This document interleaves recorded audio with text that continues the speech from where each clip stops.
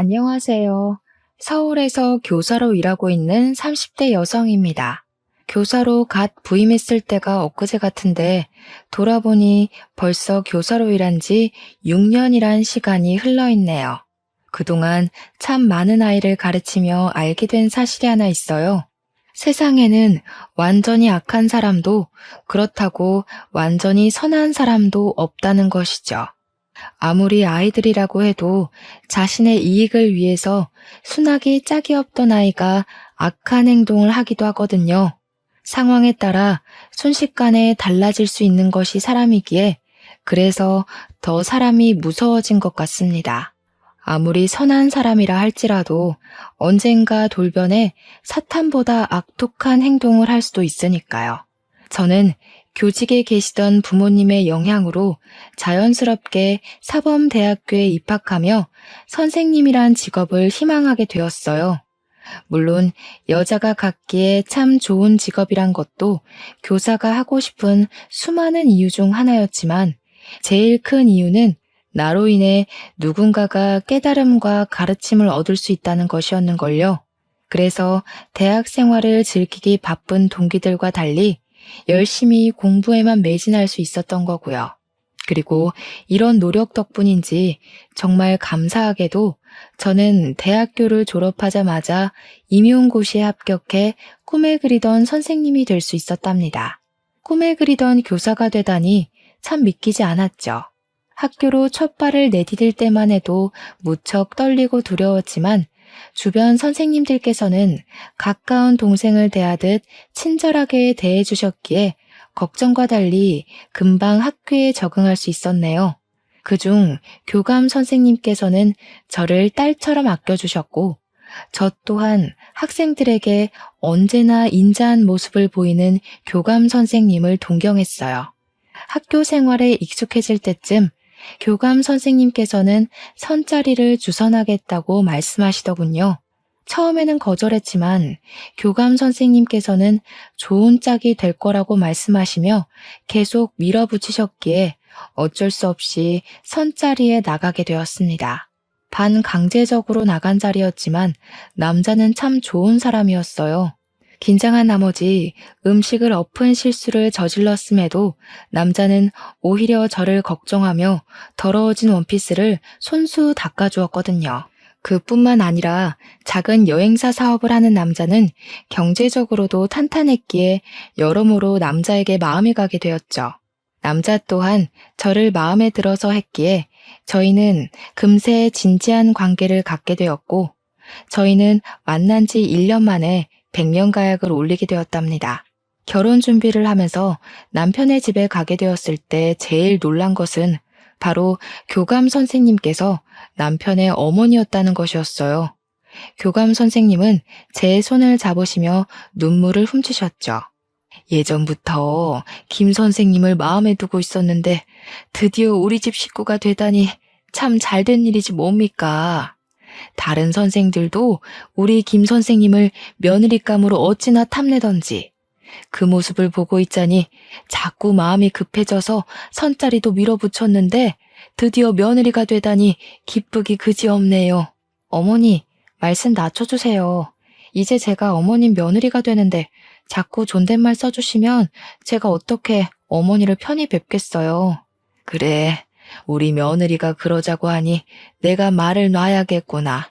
역시 교직에 몸담은 부모 밑에서 자란 우리 며느리는 말 한마디에도 귀품이 있구나. 이래서 윗물이 맑은 집 딸내미를 며느리로 들어야 한다니까. 우리 며느님 결혼하게 되면 앞으로 시애미가 아니라 두 번째 엄마다 생각하렴. 아이고, 결혼하기도 전에 네 시애미가 아주 우리 며느님한테 푹 빠졌구먼. 아가, 결혼식이며 집 문제는 우리가 다 알아서 할 테니 너는 아무것도 챙겨올 생각 말아라. 어머님 아버님께서 교직에 계셔서 훌륭한 성품을 나눠주시긴 했어도 공무원 월급으로 어떻게 딸 결혼 준비까지 시켜주시겠니? 돈 문제는 우리가 알아서 하마. 저희 부부는 시부모님의 전폭적인 지지를 받으며 결혼식을 올리게 되었네요. 결혼한 후 연애 시절에는 보이지 않았던 폭력적인 모습을 보이는 남자들도 있다고 하는데요. 남편은 그 반대였어요. 오히려 결혼 후 더 잘해주려고 노력을 했죠. 시험 기간 문제를 낸 후 밤늦게 집으로 들어올 때면 남편은 국과 밥을 따뜻하게 차려주었어요. 이런 남편의 다정함은 친정 부모님에게도 그대로 넘어갔습니다. 친정 부모님께서 아들이 있었나 착각을 할 정도로 말이에요. 시부모님께서도 언제나 배려를 해주셨기에 저는 과분한 사랑을 받으며 행복한 결혼 생활을 할 수 있었네요. 하지만 단 한 가지 문제가 있다면 그건 바로 시부모님께서 저희의 분가를 허락하지 않는다는 거였습니다. 정확히는 시어머니께서 계속해서 합가 생활을 하길 원했고요.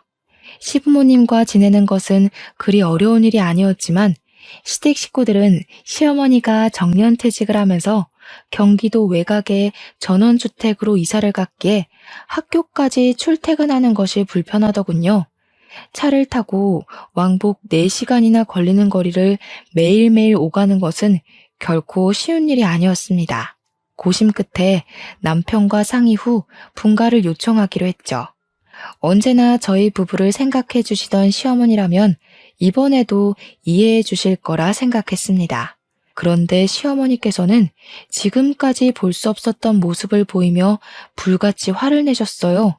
내가 못된 시무처럼 군 것도 아니고 그렇다고 네 시애비가 일하는 너한테 삼시세끼를 직접 차리라고 한 것도 아닌데 도대체 뭐가 아쉬워서 분가를 해? 시부모가 오냐오냐 예뻐해주고 남편이라면 그저 내 말에 껌뻑 죽는 신용이라도 하는 걸 보니 한번 대들어도 좋겠다 생각한 거냐? 시애미가 동네 개마냥 웃어 보이는 거지 지금? 어머니, 그런 게 아니라요. 이 사람 출퇴근 시간 때문에 그래요. 어머니께서는 정년을 하셔서 잘 알지 못할 수도 있지만 이 사람 차 타고도 출퇴근 시간만 꼬박 4시간이에요. 남편은 저를 대신해 시어머니에게 지금 상황을 설명하려 했지만 오히려 시어머니의 분노를 더 살 뿐이었어요. 시어머니께서는 탁자에 있던 커피잔까지 집어던지며 삿대질까지 하셨죠. 이번에도 남편이 나서서 말리려고 했지만 소용이 없었습니다. 아마 시어머니께서는 분가를 하고 싶어 남편을 꼬드겼다고 생각하는 것 같았는걸요. 네가 직접 말해봐라. 평소에는 쫑알쫑알 뚫린 입이라고 잘도 나불대더니 어떻게 이렇게 중요한 얘기는 꿀 먹은 벙어리 마냥 입도 뻥끗 못해? 불려시 같은 것. 교사 부모 밑에서 자랐다고 하길래 다른 집 여편 네들과 다를 줄 알았다만 남편 뒤에 숨어서 시애미 눈이나 가릴 줄 아는 걸 보니 아주 못 배워먹은 여자들이랑 똑같이 행동하는구나. 분가 문제로 어머니께서 이렇게 화를 내실 줄 몰랐어요. 제가 생각이 짧았네요. 어머니께서 원하시면 분가는 안 하는 걸로 할게요. 그러니 어머니께서도 그만 화를 가라앉혀 주셨으면 좋겠어요. 그 후 분가 물 건너간 것은 물론 시어머니와의 사이 또한 완전히 틀어졌고 그때부터 저는 가시밭길이 깔린 길을 걸을 수밖에 없었네요. 시어머니께서 툭하면 분가를 요청한 것을 트집 잡아 아무도 모르게 교묘히 괴롭히셨어요. 자신과 아들 사이를 떨어뜨리려고 작정을 했다면서요. 이해할 수가 없었습니다. 원래 아들에게 집착하는 것은 남편의 사랑을 받지 못하거나 남편이 일찍 세상을 떠난 홀시모에게서 일어나는 일이잖아요. 더군다나 시어머니께는 인물 좋고 다정하기까지 한 시아버지께서 계셨는걸요. 시아버지께서는 항상 시어머니에게 잘하려고 노력하셨기에 더 이해할 수 없었습니다. 하지만 시어머니의 이런 횡포는 그리 오래가지 못했네요. 평생 탄탄대로일 것 같던 시아버지의 사업이 망하고 말았거든요.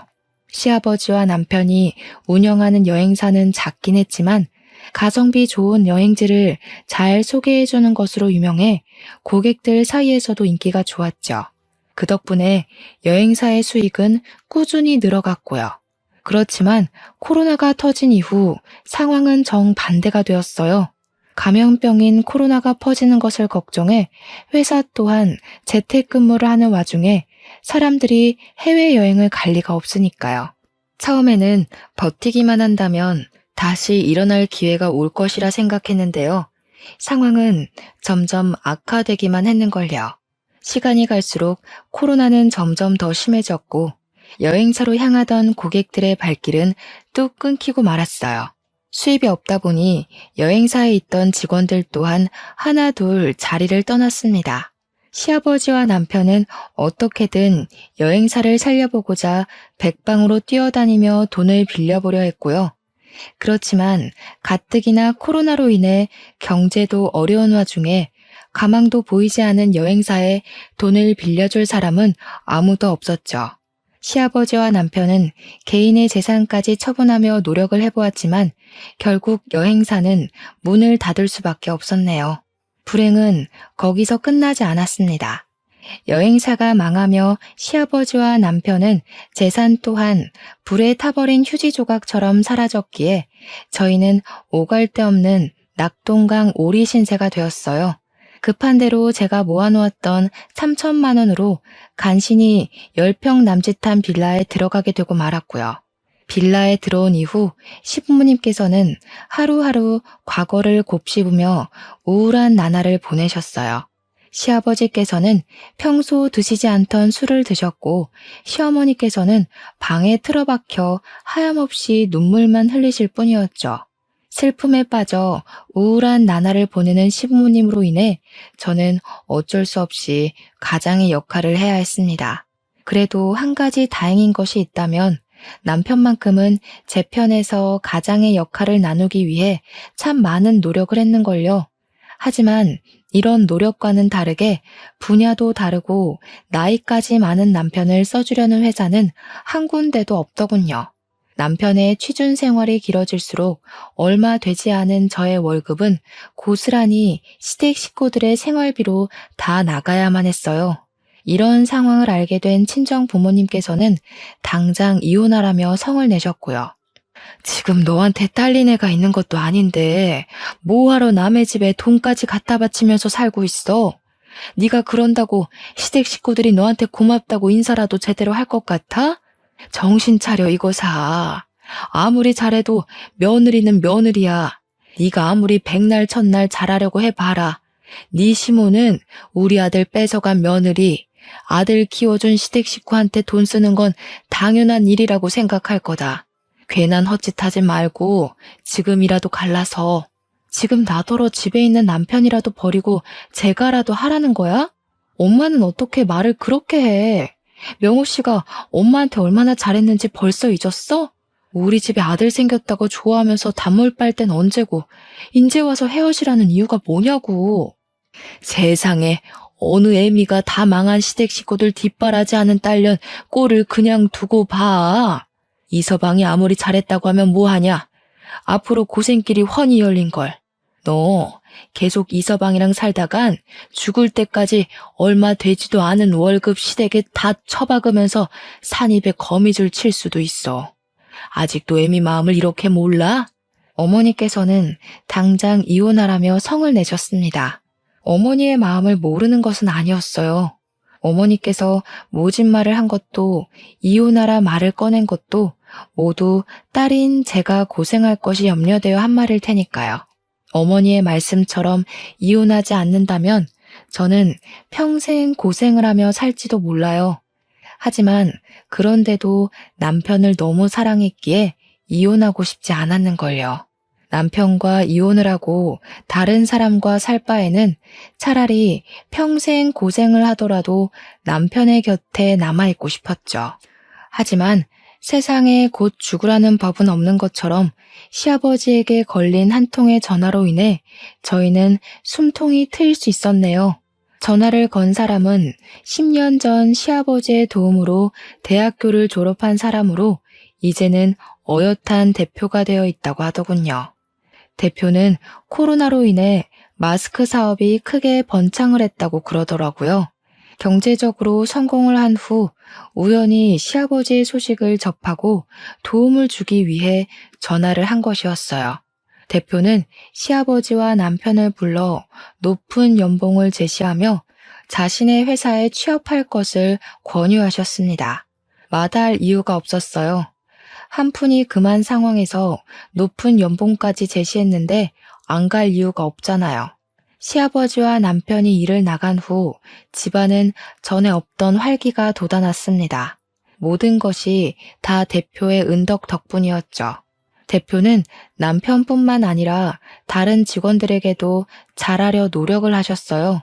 대표는 언제나 직원들을 가족 이상으로 생각하며 일을 한 대가를 감사하게 생각해 상여금이나 복지 같은 것을 두둑하게 챙겨주려 노력하셨거든요. 그런 대표의 모습을 가장 가까운 곳에서 지켜본 남편은 대표에게 존경하는 마음을 가지게 되었죠. 그 후 대표와는 가족보다도 더 가깝게 지내게 되더라고요. 가족 여행까지 같이 가면서 말이에요. 당연한 일이었습니다. 대표 덕분에 빌라 신세를 벗어났기에 은인과도 같은 존재였으니까요. 그렇게 2년이란 시간이 흐르고 그 사이 경제적으로 안정이 됨과 동시에 저희 부부는 드디어 분가하게 되었어요. 그 덕분에 저희 부부는 기다리고 기다리던 아이를 볼 수 있게 되었고요. 소중한 딸아이를 품에 안은 후 저희 부부는 좋은 부모가 되기 위해 애를 썼습니다. 시어머니 또한 딸아이가 태어난 후부터는 좋은 시어머니로서 좋은 할머니로서 역할을 다하기 위해 힘을 써주셨어요. 여행사가 망한 후 온갖 고생을 겪으며 며느리였던 저에게도 가족으로서 든든한 동지애를 느꼈던 것이었겠죠. 언제나 좋은 모습을 보이려는 시어머니로 인해 저 또한 좋은 며느리가 되기 위해 노력했습니다. 일주일에 한 번씩 시댁을 찾아가면서요. 그런데 시댁에 자주 방문하다 보니 이상한 것이 한 가지 있더라고요. 시아버지께서 자꾸만 딸아이의 이름을 까먹는다는 거였죠. 우리 손녀 이름이 뭐더라? 나도 나이가 들었는지 자꾸 까먹게 되는구나. 예슬이잖아요. 아버지가 직접 지어주셨었는데 기억 안 나세요? 맞다. 우리 예슬이. 나도 늙기는 늙었나 보다. 기억력이 예전 같지가 않아. 이거 원 우리 손녀 이름을 적어놓기라도 하든지 해야지. 안 그래도 요즘에 걱정돼 죽겠다. 사소한 것까지 다 기억하던 양반이 손녀 이름은 고사하고 자기 번호까지 까먹었으니 지금도 이런데 더 늙으면 어찌 될는지. 간신히 살만해져서 이제야 두 다리 좀 쭉 뻗고 잘 수 있나 했는데 아무래도 나는 늙어서 고생만 하다 갈 팔자인가 보다. 평소 시아버지께서는 자주 보던 사람들의 이름까지 다 기억할 정도로 기억력이 좋으셨기에 더 걱정되었습니다. 하지만 그렇다고 치매라고 간주하기에 시아버지께서는 너무 멀쩡해 보이셔서 나이가 먹은 후 자연스럽게 찾아온 건망증이겠거니 하고 넘어가려고 했어요. 그런데 며칠 후 시어머니께 전화가 걸려오더군요. 이 일을 어쩌면 좋니? 네 시아버지 치매란다. 아이고 세상에. 내가 전생에 무슨 죄를 지었길래 하늘에서 이런 실언을 주는지. 이제 꼼짝없이 치매 걸린 남편 수발이나 들게 생겼으니 어쩌면 좋니? 네? 병원에서 검사하고 온 게 맞으세요? 병원에서 오진했을 수도 있는 거잖아요. 다른 병원에 가서 다시 검사를 해보고 다른 병원에도 가보니 이미 치매가 진행됐다고 하더구나. 손 써볼 틈도 없이 꼼짝 않고 치매 걸린 남편이 죽어가는 꼴만 봐야 하다니 아이고 내 팔자야.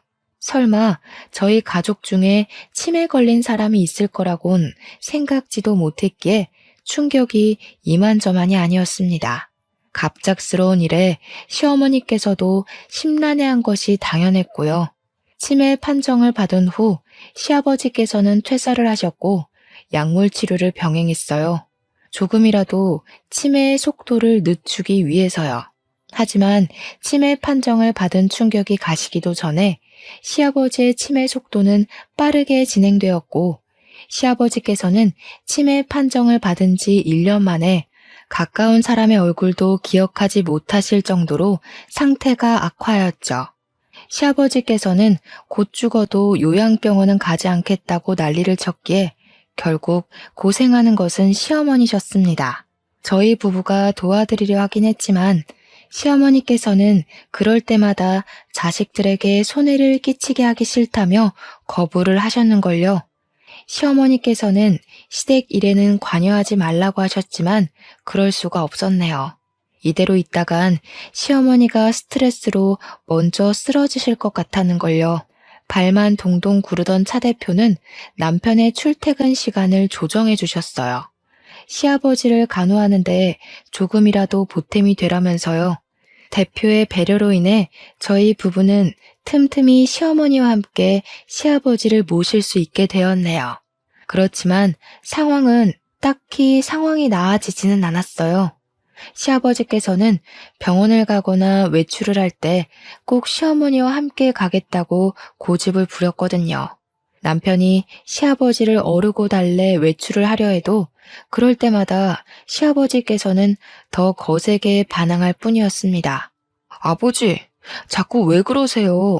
어머님도 이제 쉬셔야죠. 언제까지 이렇게 고집 부리면서 힘들게 하실 거예요? 아버님이 계속 이러시면 저희도 다른 방도 없이 아버지를 요양병원에 모실 수밖에 없었어요. 아무리 아버지가 소중하다고 해도 계속 떼쓰면서 어머니를 괴롭히시면 저도 어쩔 수가 없어요.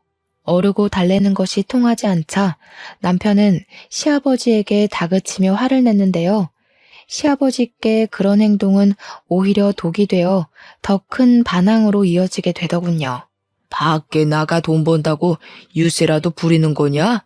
이제 돈도 못 벌고 정신도 온전치 않은 애비는 애비 대접 받은 것도 안 된다 이 말이야? 내가 다른 기억이 다 날아갔어도 이거 하나는 기억난다 이놈아. 네 입에 고기 반찬 넣어주려 뼈 빠지게 고생한 기억 말이다. 그것도 옛날 일이죠. 아버지께서는 하루라도 사고를 안 치시면 입에 가시가 돋는 것처럼 매번 어머니를 괴롭혀서 사고를 치고 다니시는데 아들 된 도리로 어떻게 그걸 보고만 있겠어요? 물론 아버지가 키워주신 것도 감사하게 생각하지만 아버지 혼자만 저를 키우신 게 아니잖아요. 아버지께서 자꾸 행패 부리시면서 어머님 괴롭히시면 저도 어쩔 수가 없어요. 몹쓸 놈. 네 애미한테 뻗친 정성 반만이라도 아픈 애비한테 쏟아봐라.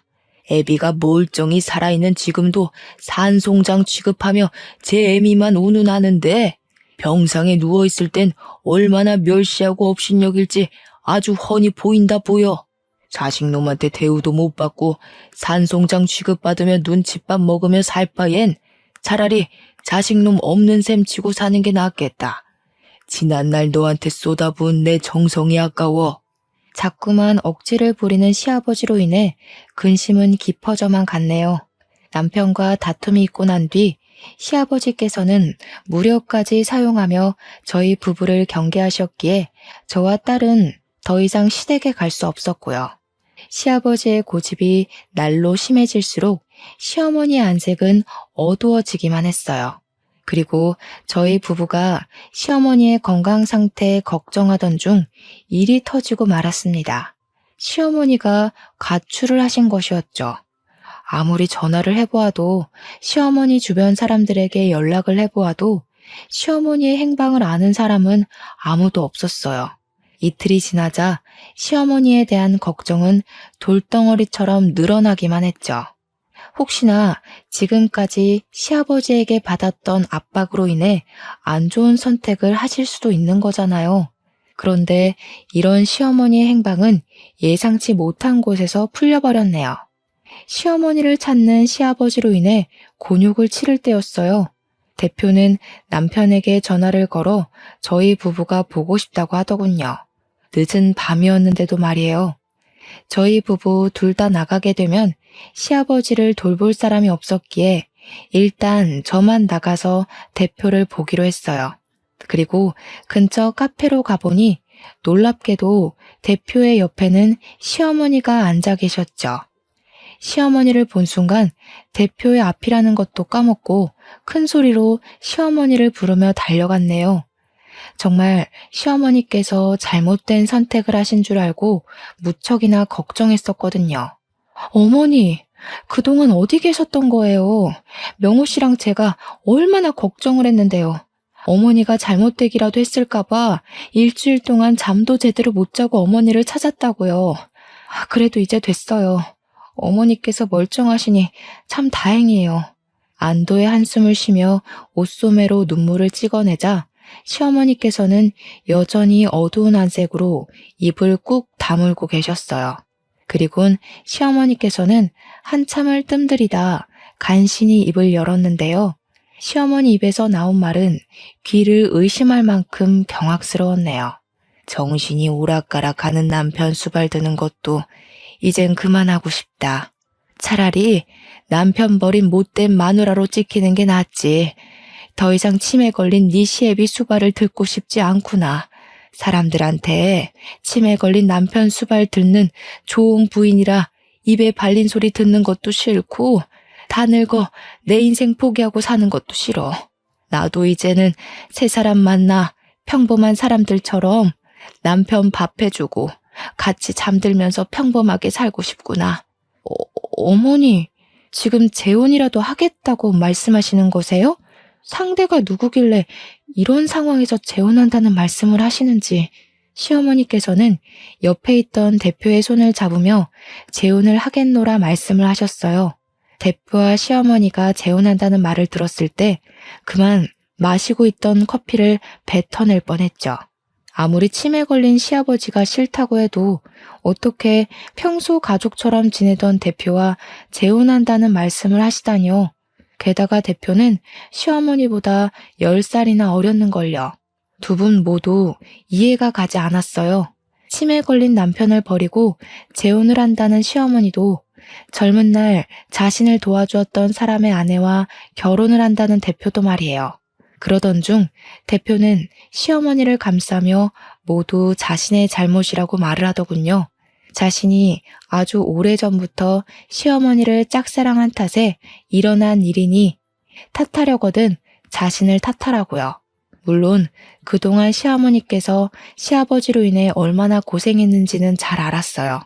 하지만 그렇다고 해서 모두가 힘든 상황에 혼자만 살겠다고 재혼을 하다뇨.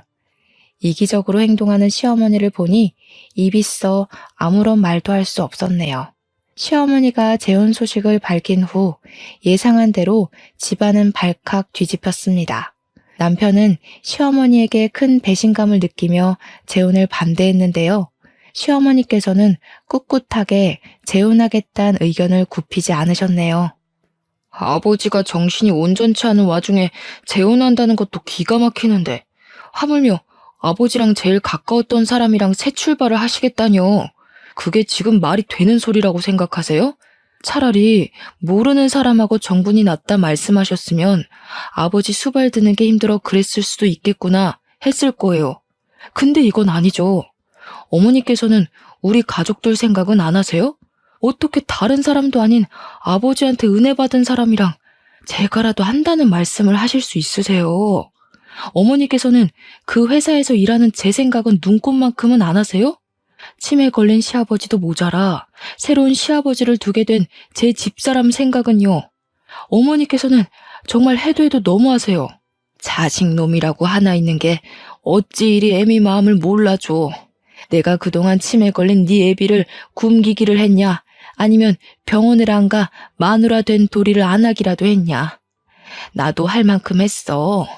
1년 동안 집에서 꼼짝도 안 하고 네 애비 옆에만 붙어 병시중만 들었다. 볼이 패이고 뼈가 앙상해질 정도로 지극정성을 다했다고. 네 눈에는 정신이 오락가락하는 네 애비만 보이고 끈떨어진 뒤웅박 신세인 애미는 보이지도 않어? 어머니는 아버지가 불쌍하지도 않으세요? 다 늙어서 치매 걸린 남편 수발이나 들다 세상 떠날 내 팔자가 더 불쌍하다. 앞으로 네 시애비랑 나는 아무 상관도 없으니 정 네 시애비가 불쌍하다면 직접 똥 수발이며 밥 수발이며 들면서 평생 살아라. 나는 더 이상 더러워서 그 짓거리는 못해. 시어머니께서는 그 후 저희 부부에게 보여주기라도 하듯 서둘러 대표와 살림을 합치시더군요. 대표는 어떻게 해서든 남편과 시어머니 사이를 화해시키려 애를 썼지만 이미 시어머니와 대표에게 실망할 대로 실망한 남편은 대표의 말을 들을 생각도 하지 않더군요. 계속해서 대표가 시어머니와 만나는 자리를 만들려고 하자 아예 회사를 그만두었고요. 대표의 얼굴을 보고 싶지 않다면서요. 그래도 양심의 가책은 있었는지 대표는 남자에게 경제적 지원을 해주려 했습니다. 하지만 남편은 이를 거부했어요. 그러자 대표는 저를 통해 매달 생활비를 지원하겠다는 의사를 밝혔죠. 대표님께서 어떤 마음으로 도움을 주시려는지 알지만 그래도 남편 몰래 대표님께 경제적으로 지원을 받을 수는 없어요. 하물며 대표님께서는 저희 시어머니랑 살림까지 합치셨는걸요. 그래도 어떻게 받아주면 안 될까요? 회사까지 그만둔 마당에 당장 마땅한 수입도 없을 텐데 직장 구할 때까지만이라도 받아줘요. 그래야 내가 마음이 편할 것 같아요. 요즘 명호 이사 생각 때문에 내가 밤에 잠도 제대로 못 들어서 그러는 거예요. 그러니 제발 명호 이사가 다시 직장을 구할 때까지만이라도 받아주세요. 대표가 간절히 말해오니 차마 거절을 못하겠더라고요. 사실 저희도 반토막이 난 생활비로 지내기 버거웠거든요. 그렇게 저는 남편 몰래 대표에게 생활비를 지원받게 되었네요. 회사를 그만둔 후 남편은 택시 운전사로 취업을 해 틈이 날 때면 시아버지를 찾아뵈며 돌봐드렸어요. 택시기사 일을 선택한 것도 시간 쓰기가 자유로워서 그런 것이었죠. 저 또한 퇴근하고 남편을 많이 도와주었지만 치매 병증이 심한 시아버지에게는 전적으로 시아버지를 돌봐드릴 간병인이 필요했는걸요. 저희 형편이 넉넉지 않았기에 단시간으로 일하는 간병인을 구하는 공고를 올리자 다행스럽게도 간병인은 금방 구해지더군요. 간병인은 저와 비슷한 30대로 치매 환자를 돌본 경험이 없는 것이 염려되었지만 걱정과는 달리 간병인은 시아버지를 잘 돌봐드렸습니다. 더불어 시아버지께서는 간병인을 잘 따르셨기에 저희는 간병인에게 감사한 마음을 가지게 되었죠. 간병인이 들어오고 나서 저희 부부는 남편의 권유로 제가 근무하는 학교와 가까운 곳으로 이사를 하게 되었어요. 시아버지의 거처 또한 저희 집과 가까운 곳으로 옮기게 되었고요. 시아버지를 돌보기에는 합가를 하는 것이 좋았지만 아무래도 어린 딸의 안전이 제일 중요하다 보니 어쩔 수 없이 분가를 한 것이었죠. 그래도 한 가지 다행인 게 있다면 시아버지께서는 딸아이에게만큼은 인자한 할아버지 때의 모습 그대로 딸아이를 예뻐해 주셨습니다. 그런데 저희 부부가 시아버지와 합가하지 않는다는 것을 알자 간병인은 먼저 나서 자신이 24시간 시아버지를 돌보겠노라 말을 해주더군요. 마땅히 지낼 곳이 없다면서 말이에요. 간병인에게는 그저 감사한 마음뿐이었죠. 돈을 조금 주는데도 불구하고 상주 도우미로 일해주겠다니요. 그렇게 배려해준 간병인 덕분에 저희 부부는 한시름 놓을 수 있었네요. 시아버지를 자신의 가족처럼 잘 보살펴주는 간병인으로 인해 저희 부부는 간간히 같이 시간을 보낼 수 있었는데요. 간병인이 온 지 한 달이 되던 차 시어머니에게서 전화가 걸려오더군요. 전화를 받으려고 했지만 남편은 치매에 걸린 시아버지를 버리고 간 시어머니를 보고 싶지 않다며 전화 받는 것을 거부했죠. 다음날 찜찜한 마음으로 남편과 함께 시아버지를 모시고 병원을 갈 채비를 하고 있었어요. 원래라면 간병인과 남편이 따라가겠지만 간병인은 집에 일이 있다고 말해 어쩔 수가 없었죠. 그런데 막 나가려는 순간 문이 부서질 듯 두들겨졌습니다. 문을 열어보니 그 앞에는 놀랍게도 시어머니가 서 계시더라고요. 여기가 어디라고 찾아오셨어요? 다른 남자의 눈이 돌아 자식도 정신이 온전치 않은 남편 버리고 나갔으면 평생 아들이며 남편 정도는 인생에서 다시는 못 볼 각오로 나가신 줄 알았는데요. 다른 남자한테 빠져서 아버지도 버린 어머니를 저희 집에 들이고 싶지 않으니 당장 나가세요.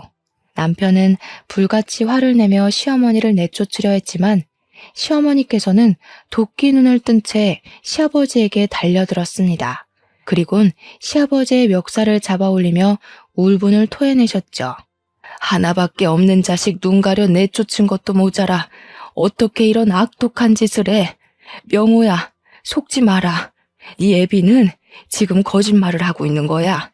시아버지에게 달려드는 시어머니를 저지하던 남편은 악다구니를 쓰는 시어머니의 모습을 보자 동작을 멈추고 몸을 움찔거렸습니다.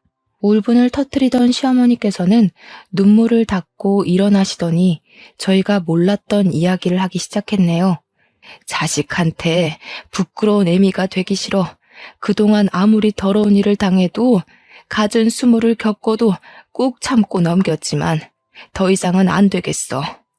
나 하나 자식 앞에서 깨끗한 척 하자고 더러운 집안이 쑥대밭으로 변하는 꼴을 보는 것도 질렸다. 지금 애들 앞에서 무슨 말을 하려고? 외간 남자 때문에 나가서 집 나갔으면 그걸로 끝이지 어디 집에까지 와서 행패야? 이제 당신 꼭두각시 짓 하면서 멀쩡한 사람 흙탕물에 담그는 일도 아주 지긋지긋해. 왜? 내 비밀 가지고 협박할 때는 신이나 입에 귀에 걸리더니 이제 애들 앞에 당신 실체 까발려질 생각하니 속이 뒤틀려? 나는 당신한테 협박당하는 동안 수도 없이 속이 뒤틀리고 마음이 찢어졌어. 시아버지께서는 벌떡 휠체어에서 일어나 시어머니에게 달려들었습니다. 깜짝 놀랐어요. 요 몇 년간 이렇게 건재하고 멀쩡한 시아버지의 모습을 본 것은 처음이었거든요. 시아버지에게 저지를 당하면서도 시어머니께서는 계속해서 저희에게 시아버지의 실체를 폭로하셨고요. 명호야, 그동안 내가 네 애비 때문에 얼마나 고생을 했는지 아니? 내가 너희 대표랑 살림을 차린 것도 다 대표 돈이 탐나서 네 애비가 꾸민 짓이야. 어디 그뿐인 줄 아니? 이 시애비가 끼고 도는 간병인이 어떤 사람인데. 말도 안 되는 유언비어로 애들한테 쓸데없는 소리 하지 말고 썩 꺼지기나 해. 딸버린 내연녀 들여서 끼고 돌 때는 좋아 죽더니 애들 앞에서 까발리니 이제야 겁이 나? 내연녀라뇨? 치매 걸린 노인인 척 눈속임에서 딸버린 내연녀를 간병인으로 곁에 두고 희희낙낙한 거지 뭐긴 뭐냐. 너희는 모두 다 속은 거야. 상상도 할 수 없던 간병인의 정체에 남편은 입을 닫고 뒤로 물러났어요. 깜짝 놀란 것이겠죠. 시아버지께서 치매에 걸린 노인인 척 연기를 했다는 것부터 믿을 수 없는 일 투성이더군요. 모든 것이 다 꿈같이 느껴질 정도로 말이에요. 더군다나 모든 것이 시아버지께서 내연녀와 풍족한 생활을 하기 위해 벌인 일이라니 믿을 수가 없었는걸요. 하물며 시아버지의 말이 맞다면 시어머니께서는 왜 말도 안 되는 시아버지의 요구를 들어주었는지 의문이 들더군요. 내연녀와 새살림을 차리겠다는 남편을 그냥 두고 볼 여자는 세상에 없는 거잖아요. 더럽게 유부남이랑 노란한 걸 걷어준 것도 모자라.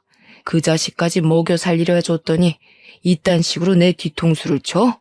차라리 못난 애미 되는 게 낫지. 당신 같은 악독한 사람 때문에 순진한 사람 등쳐먹는 짓은 더 이상 못해.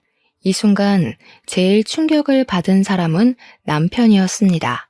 시아버지 말을 믿지 못한 남편이 재차 물으려 했지만 시아버지께서는 이미 집을 나간 후였어요. 집을 나간 시아버지께서는 다음 날이 돼도 집에 들어오지 않으셨기에 남편의 속은 시커멓게 타들어갈 뿐이었는걸요. 전날 있었던 충격이 얼마나 컸는지 한 번도 출근을 걸은 적 없던 남편은 택시 일까지 빼먹으며 꼬박 일주일 동안 집에 틀어박혀 입에 대지도 않던 술독에 빠져 살았습니다. 이런 남편이 걱정되었는지 일주일이 지나자 시어머니께서는 직접 저희 집에 방문하셨어요. 하지만 충격이 커서인지 남편은 시어머니를 보지 않겠다고 하더군요. 시어머니가 돌아간 후 걱정이 되었어요. 남편이 이대로 계속해서 술독에 빠져 살면 어쩌나 하는 걱정 말이에요. 그렇지만 이런 걱정과는 달리 한 달이 지나자 남편은 매일같이 마시던 술도 끊고 예전처럼 택시기사 일을 시작했죠. 예전처럼 생활하는 남편은 얼핏 보면 상처를 잊은 것처럼 보였지만 꼭 그렇지만도 않았네요. 한 달이 지나도록 집을 나간 시아버지께는 아무런 연락이 오지 않았거든요. 남편이 회복했다는 소식을 듣자 시어머니께서는 다시 저희 집으로 찾아오셨습니다. 이번에는 남편 또한 시어머니와 만나는 것을 거부하지 않았고요. 자리에 앉자 남편은 시어머니에게 왜 유부남과 부적절한 만남을 가져서 자신을 낳았는지 물어보았는데요. 시어머니께서는 피하지 않고 말씀을 해주셨네요. 처음에 만났던 그 사람은 나에게 유부남이었다는 걸 숨긴 채 만났어. 나와 결혼을 약속한 깊은 사이였는데 다른 사람과 인연을 맺었을 거라고는 상상도 못했지. 뱃속에 네가 생겼다고 하자 그 사람이 그제야 자기가 유부남이었다고 고백을 하더구나. 그 사람도 네 할머니도 뱃속에 있는 너를 지우라고 난리였지만 차마 나한테 찾아온 너를 지울 수가 없더구나. 그래서 평생 혼자 살 각오로 너를 낳아서 키우게 된 거였지. 그럼 말씀하신 대로 평생 혼자 사셨어야죠. 왜 애꿎은 아버지랑 결혼해서 이사다를 내셨어요? 나도 처음엔 평생 혼자 살 생각이었어. 근데 옆집으로 이사를 온 후 네 아버지가 계속 나를 따라다녔지. 사실을 털어놓고 나면 금방 물러갈 거라 생각했었는데 오히려 네 아버지는 다 이해할 수 있다며 오히려 결혼하자고 말하더구나. 너한테도 참 다정하게 구는 게 이 사람이라면 평생 같이 살며 모든 일이든 믿고 맡길 수 있다고 생각했어. 근데 일이 이 지경까지 간 걸 보니 내가 사람을 잘못 봐도 한참 잘못 본 것 같구나. 내 연유랑 같이 쳐들어와서 너한테 친아버지란 작자가 결혼도 안 한 처자랑 바람이나 피는 유부남이라고 말한다고 협박을 하는데 차마 너한테 직접 말할 용기가 안 났어. 차라리 내 손을 더럽히는 게 낫다고 생각했지. 미안하다. 모든 게 다 이 애미가 모자란 탓이야. 시어머니가 사과하자 남편은 참았던 눈물을 쏟아내며 가슴을 두드렸어요. 그러면서 시아버지만을 위하며 시어머니를 몰아낸 자신을 탓하고 원망하며 지난 날을 후회했죠. 남편을 위해 잘못된 일이라는 것을 알면서도 어쩔 수 없이 나쁜 일에 가담을 한 시어머니도 숨겨졌던 친부의 존재를 알게 된 남편도 모두 가여워 가슴은 하염없이 미어져만 갔습니다. 두 사람 모두 자신이 원해서 한 일이 아니잖아요. 그런 힘든 일이 있었으면 말씀을 하셨어야죠. 혼자서 속만 끓으시고 얼마나 힘드셨겠어요. 저야말로 죄송해요, 어머니. 아버지한테 정신이 팔려 어머니의 상처를 헤아리지 못했으니 모든 게 다 제 불찰입니다. 모든 것을 알게 된 후 남편은 시어머니를 협박해 대표의 재산을 가로채려 했던 시아버지에게는 협박죄를, 그 옆에서 시아버지를 도왔던 내연녀에게는 혼인 파탄의 책임을 물어 위자료를 청구했네요. 증거가 명백했기에 시아버지와 내연녀는 빼도 박도 못하고 책임을 물어야 했고요. 뒤늦게 사태의 심각성을 알게 된 시아버지는 남편에게 애걸복걸하며 소송을 취하해달라고 빌었지만 이미 시아버지의 정체를 알게 된 남편에게 그런 애원이 통할 리가 없었죠. 진부도 버린 널 이날 이때까지 키운 게 바로 나다. 진부가 바람이나 피우는 몰상식한 사람인 걸 알았으면 피도 안 섞인 널 키워준 나한테 고마워해야지. 결혼한 주제에 다른 여자 끌어들여서 바람 피운 건 아버지도 마찬가지 아닌가요? 아니죠. 아버지는 돈 잘 버는 후배가 셈이나 어머니를 이용해서 협박까지 했으니 더 심할 수도 있겠네요. 저는 어머니가 받은 만큼 돌려드리는 거니 너무 억울해하지 말고 감옥에 가서 눈에 넣어도 아프지 않을 내연녀랑 함께 손 꼭 붙잡고 백년해로 하세요. 오빠, 아들 좀 말려봐요. 계속 이대로 보고만 있을 거예요? 팔자 한번 고쳐보자고 오빠랑 결혼했는데 팔자를 고치기는커녕 감옥에 들어가게 생겼으니 이제 어떡할 거예요? 명우야, 그동안의 정을 생각해서라도 고소는 취하에 다오. 내가 이렇게 무릎 꿇고 빌 테니 한 번만 그냥 넘어가 줘라. 다 늙은 아비가 감옥에 가서 고생할 수는 없잖니. 어머니는 아버지 때문에 하루하루를 지옥같이 사셨는데 그깟 감옥에서 고생 좀 하는 게 대수겠어요? 무릎 한 번 꿇는 거로 끝내기에 아버지 죄가 너무 무겁잖아요. 사죄는 감옥에 들어가서 하세요. 시아버지께서는 선처를 원하셨지만 남편은 아랑곳하지 않고 처벌을 강행했죠. 결국 법원은 시아버지에게는 징역 6개월을 선고했고 내연녀에게는 혼인 파탄의 책임을 물어 500만 원을 물게 하며 악연의 끝을 보였네요.